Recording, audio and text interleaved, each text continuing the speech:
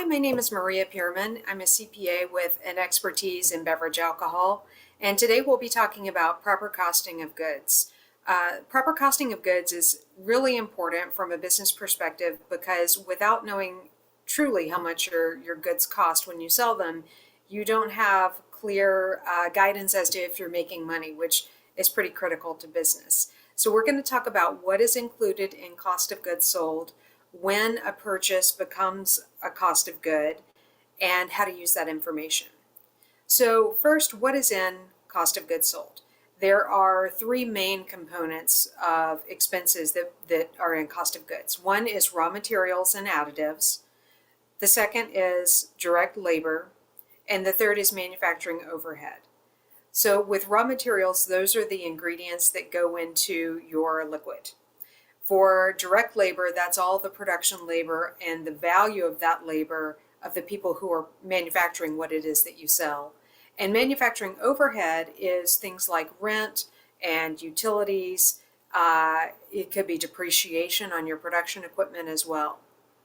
So all of those components are in cost of goods sold. And I'm a CPA. I work with a lot of companies who are in the beverage alcohol industry.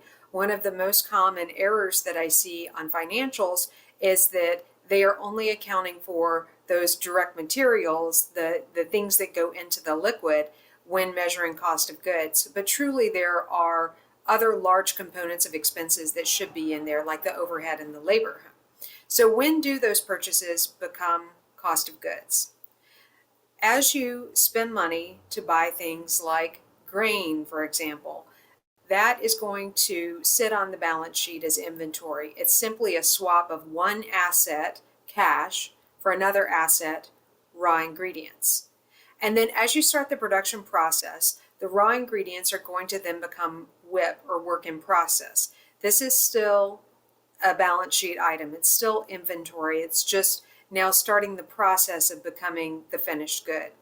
And as you work through the production cycle all the way until you've actually bottled your product and you have a finished case, that is still inventory. So it still sits on your balance sheet. Up to this point, none of those costs have actually hit the income statement as a cost of goods sold. So depending on what type of product you're making, if it's a clear spirit, that could be a fairly quick timeline to get from beginning to end of the production cycle. Or if you're making an aged spirit, it could take years while you're carrying those costs on the balance sheet. It is only when you actually sell those goods that you can take the value of what has been built up over that period of time and put it onto the income statement as a cost of goods sold. So another error that I see often on client books is that they are maybe expressing those costs through the income statement as cost of goods prior to the sale of the good. How do you use this information about building the cost of goods sold? Well, you want to know how your profitability stacks up against industry benchmarks. It'll help you know if you are competing with your peers in a profitable way.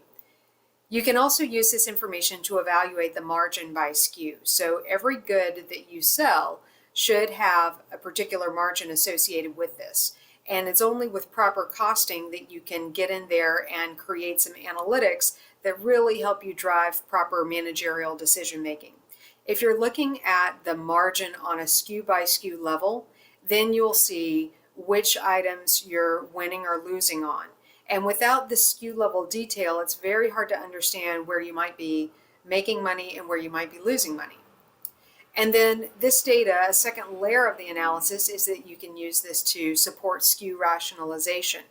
That is, of all the goods that we sell, identifying the winners and the losers, identifying which ones are big sellers versus small sellers, and then using that information to pare down your offerings to just the core products that are really your money makers.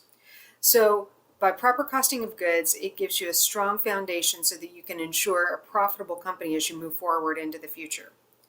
My name's Maria Pearman. I'm a CPA with GHJ. We have a nationwide beverage alcohol practice, and if you have any questions, please feel free to look me up online. Thank you.